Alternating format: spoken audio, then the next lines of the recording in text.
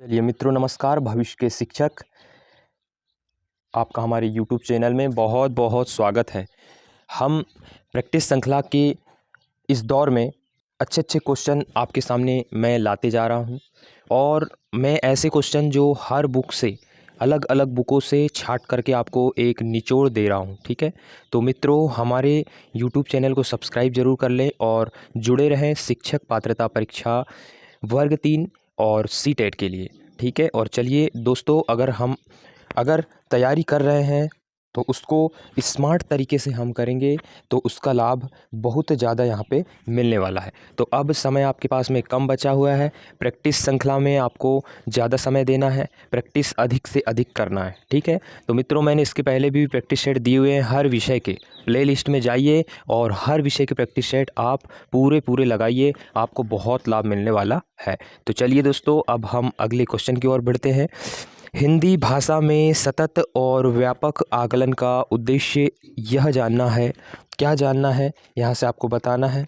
पहला, बच्चे किस तरह की त्रुटियां करते हैं, या दूसरा, बच्चे क्या नहीं जानते, या तीसरा, बच्चे को अगली कक्षा में प्रोन्नत किए जाए अथवा नहीं, फिर चौथा, बच्चे कैसे सीखते हैं। तो इन चारों में से आपको उत्तर बताना है। तो इसका जो उत्तर हो जाएगा मित्रों, वो हो जाएगा पहला इसका उत्तर हो जाएगा कि बच्चे किस तरह से त्रुटियां करते हैं। ये इसका उत्तर यहाँ पे हो जाने वाला है। अगला क्वेश्चन देखिए, कविता का यथार्थ मूल्यांकन कैसे किया जाता है। तो कविता का यथार्थ मूल्यांकन कैसे किया जाता है आपको बताना है। तो पहला इसका ऑप्शन हो जाएगा गुप्त प्रणाली द्वारा, छोटी प्रणाली द्वारा, सरल प्रणाली द्वारा, या फिर समीक्षा प्रणाली द्वारा। तो इन चारों में आपको ऑप्शन का उत्तर बताना है। तो इसका जो उत्तर हो जाएगा यहाँ पे, ये हो जाएगा समीक्षा प्रणाली द्वारा। समीक्षा प्रणाली द्वारा कविता का यथार्थ मूल्यांकन किया जाता है। अगला क्वेश्चन देखिए, निम्न में से क्या व्याकरण शिक्षण की विधि नहीं है। तो व्याकरण शिक्षण की विधि कौन सी नहीं है आपको बताना है। सिद्धांत विधि, आगमन विधि, प्रत्यक्ष भाषा शिक्षण विधि, या समवाय विधि। तो इन चारों में से बताना है आपको कि निम्न में से व्याकरण शिक्षण विधि नहीं है, आपको बताना है। तो आपको बता दें कि जो इसका उत्तर हो जाएगा, ये हो जाएगा डी, समवाय विधि। कौन सी विधि? समवाय विधि इसका आंसर हो जाएगा।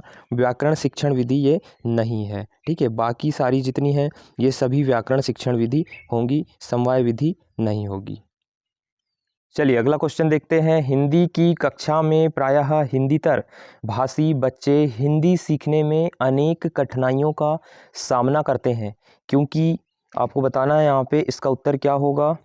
हिंदी सीखने के प्रति उसमें अरुचि होती है, या दूसरा, हिंदी बहुत कठिन भाषा है, या फिर तीसरा, वे मन लगाकर हिंदी नहीं सीखते, या फिर चौथा इसका ऑप्शन देखेंगे, प्रायः हिंदी और उनकी मातृभाषा की संरचना में अंतर होता है। तो इन चारों में से आपको उत्तर बताना है। क्या उत्तर हो जाएगा कि हिंदी कक्षा में प्रायः हिंदीतर भाषी बच्चे हिंदी सीखने में अनेक कठिनाइयों का सामना करते हैं।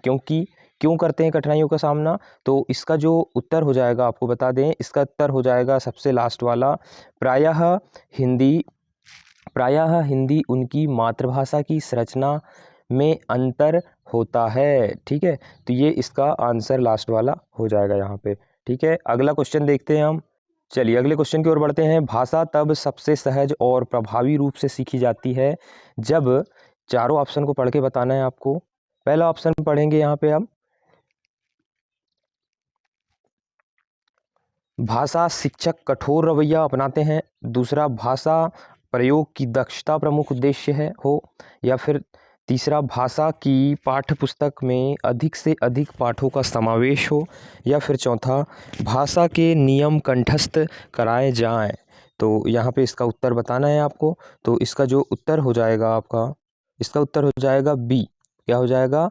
बी। यहाँ पे इसका उत्तर हो जाएगा भाषा प्रयोग की दक्षता प्रमुख उद्देश्य हो। उद्देश्य कौन सी होना चाहिए कि भाषा जो होती है, तो भाषा प्रयोग की दक्षता का प्रमुख उद्देश्य हो।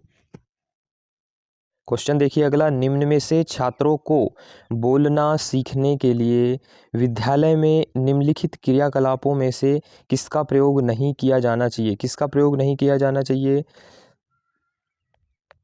चिंतन विधि का, वार्तालाप का, प्रश्नोत्तरी का, अंताक्षरी का। तो आपको बता दें, बच्चों का जो विकास है वो आपके वार्तालाप से भी होगा, प्रश्नोत्तरी से भी होगा और अंताक्षरी से भी होगा। आपको वहाँ पे उस जगह पे आपको चिंतन विधि का प्रयोग नहीं करना है, ठीक है। चिंतन विधि का क्या करना है? प्रयोग नहीं करना है बोलने सिखाने के लिए।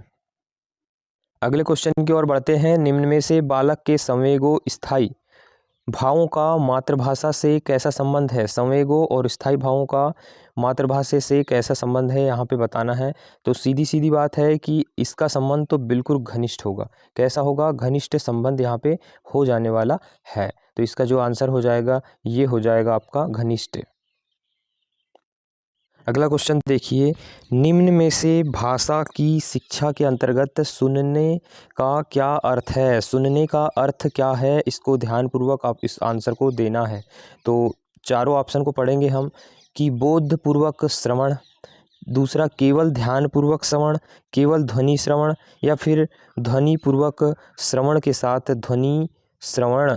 तो आपको यहाँ पे जो सटीक और अच्छा जो आंसर लग रहा है वो लग रहा है बोधपूर्वक श्रवण। बोधपूर्वक श्रवण यहाँ पे सटीक आंसर, सही आंसर हो जाएगा मित्रों, ठीक है।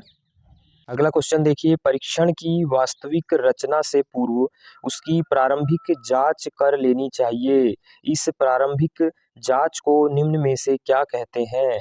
तो आपको बताना है कि क्या कहते हैं। पायलट स्टडी कहते हैं, या फिर संक्रमण कहते हैं विधि कहते हैं, या फिर रसास्वादन विधि कहते हैं, या फिर अभियोजक विधि कहते हैं। तो इन चारों में से आपको उत्तर बताना है यहाँ पे क्या होगा। तो मित्रों इसका जो उत्तर हो जाएगा ये हो जाएगा आपका पायलट स्टडी।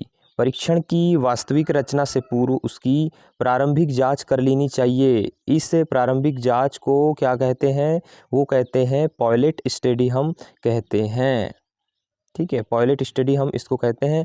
ये थोड़ा याद रखने वाला प्रश्न है ना, इसलिए 2 बार मैंने इसको पढ़कर बताया आपको। बहुत ध्यानपूर्वक पढ़ना है आपको और याद रखना है। पायलट स्टडी इसको कहते हैं। अगला क्वेश्चन देखिए, यहाँ पे क्वेश्चन कह रहा है, निम्न में से भाषा सीखना और भाषा के बारे में सीखना क्या है? 2 भिन्न संकल्पनाएं हैं, या दूसरा भाषिक विचार विमर्श का हिस्सा नहीं है, या फिर विद्यालयीन का हिस्सा नहीं है, या फिर चौथा 2 भिन्न संकल्पनाएं नहीं हैं। इन चारों में से उत्तर बताइए आप कि निम्न में से भाषा सीखना और भाषा के बारे में सीखना क्या है? तो इसका जो उत्तर हो जाएगा ये हो जाएगा 2 भिन्न संकल्पनाएं हैं। क्या हैं? 2 भिन्न संकल्पनाएं यहाँ पे हैं। अगला क्वेश्चन है देखिए, निम्न में से अभ्यास की अवस्था में किसे महत्व नहीं दिया जाता है? अभ्यास की अवस्था में किसे महत्व नहीं दिया जाता है? तो यहाँ पे आंसर आपको बताना है। पढ़ने को, लिखने को, मौखिक वाचन को, याद करने को। निम्न में से अभ्यास की अवस्था में किसे महत्व नहीं दिया जाता? तो आंसर आपको बताना है यहाँ पे क्या होगा इसका आंसर। तो देखिए, सबसे मेन चीज़ है कि पहला पढ़ने को तो देंगे, लिखने को तो देंगे, मौखिक वाचन को भी देंगे। यहाँ पे सिर्फ अगर महत्व नहीं देंगे तो याद करने को महत्व नहीं देंगे। याद करने से अच्छा है समझना, है ना। पढ़ना, लिखना, मौखिक वाचन करना, ये सारी चीज़ें अच्छी, पर याद करना यहाँ पे गलत है। अगला क्वेश्चन देखिए, जब मूल्यांकन का प्रयोजन किसी विशिष्ट अधिगम प्रक्रिया में संकल्पनाओं को स्पष्ट करना होता है तो ऐसा मूल्यांकन खालिस्तान मूल्यांकन कहलाता है। कौन सा मूल्यांकन कहलाता है? संकल्पनाओं को स्पष्ट करना कौन सा मूल्यांकन कहलाता है, बताना है आपको यहाँ पे। तो इसका जो उत्तर हो जाएगा ये हो गया निरंतर मूल्यांकन कहलाता है, ठीक है। तो मित्रों लगातार प्रश्नों की श्रृंखला जारी है। आप हर प्रैक्टिस सेटों को एक एक करके पूरे प्रैक्टिस सेट आप देख सकते हैं। मैंने अधिकतर बहुत ज़्यादा समय वाले प्रैक्टिस सेट इसलिए नहीं बनाया है क्योंकि आप लोगों को भी बोर लगेगा, है ना। इसलिए मैंने क्या किया है कि 10-10, 15-15 मिनट में ही आपको बहुत सारे क्वेश्चन दे दिया है। तो हर वीडियो को आप लगातार देखिए और स्पीड बढ़ा करके देख सकते हैं आप। और हमारे यूट्यूब चैनल को सब्सक्राइब जरूर कर लें क्योंकि आगे बहुत सारे वीडियो वर्ग 3 से संबंधित सारे इंपॉर्टेंट क्वेश्चन भी मैं डालने वाला हूँ। इसका लाभ आप आप सभी को बहुत अच्छे से मिलेगा। चलिए मित्रों, नमस्कार।